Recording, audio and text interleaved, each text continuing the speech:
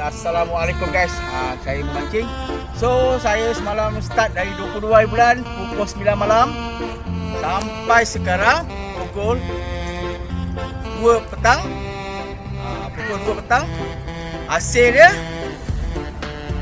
So saya akan buat video anda tengok hasil-hasil yang kita orang strike. Okay guys, saya bersama saya Mr. Donny Explorer Hafiz dengan Cik Hafiz. So, kita tengok muka Cik Hafiz sikit.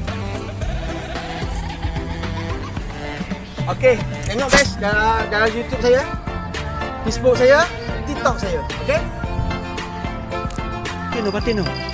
Oh, brother kita daripada TV tak kecewa datang sini. Oh, melengkung perut tu. Alhamdulillah. Tak lagi.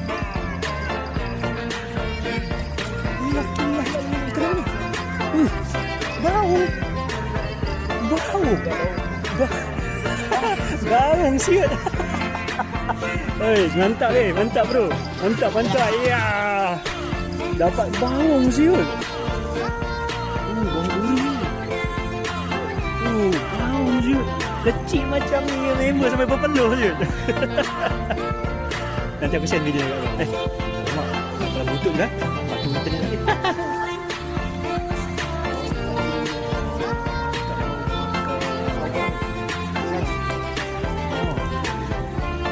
Seorang dia. Kau ni orang ingat patin. Bau. Aku ingat patin dia tarik macam tu. Kau makan ni. Tak kumpau. Alhamdulillah.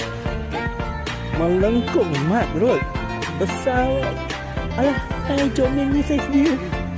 Tarik macam bas tarik tu. Alhamdulillah rezeki kau. Itulah baru kita cerita pasal tu. Naik je. Okey. Alhamdulillah. Sah. Okey.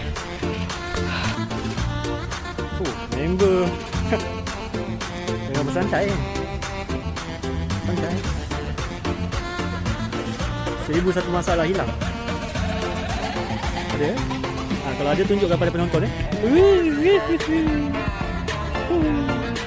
Ini kali 2 karung pun tak cukup